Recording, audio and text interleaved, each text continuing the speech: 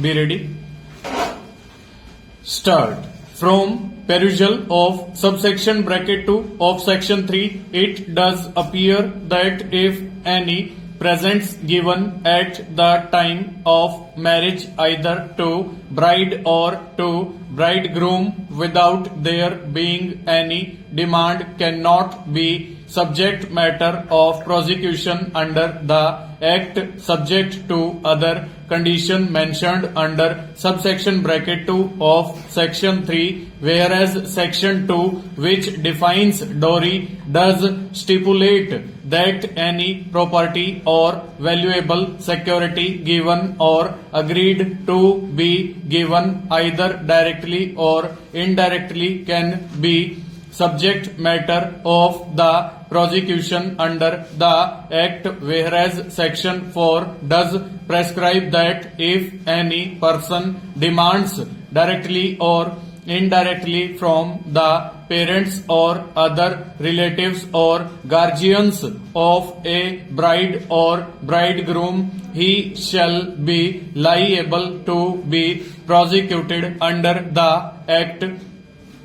Thus, what is significant to note that one would be liable to be prosecuted under section 4 only when he put forth the demand of the dowry, whereas one in terms of definition of the dowry as given under section 2 can be prosecuted under section 3 if he gives property or valuable security other than the presents to the bride or bridegroom, even without there being any demand which would be contrary to the mandate and object of the Act.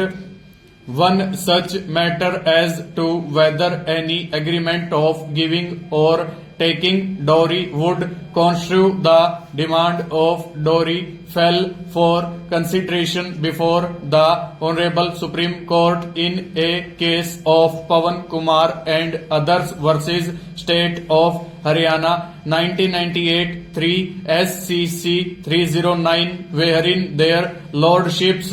held hereunder demand of dowry neither conceives nor would conceive of any agreement. The word agreement referred to in section 2 of the Dowry Prohibition Act 1961 has to be inferred on the facts and circumstances of each case.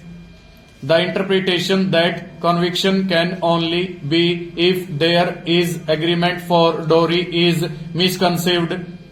This would be contrary to the mandate and object of the Act.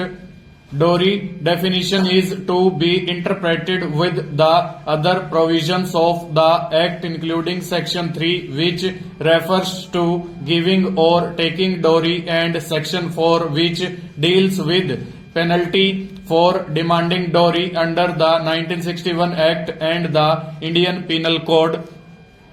In such situation, if the provisions as contained in sections 2, 3 and 4 of the Dowry Prohibition Act are read together and are harmoniously construed, one may come to conclusion that one would be liable to be prosecuted under section 3 of the Act only when he gives dowry on demand being made. Full stop. Over.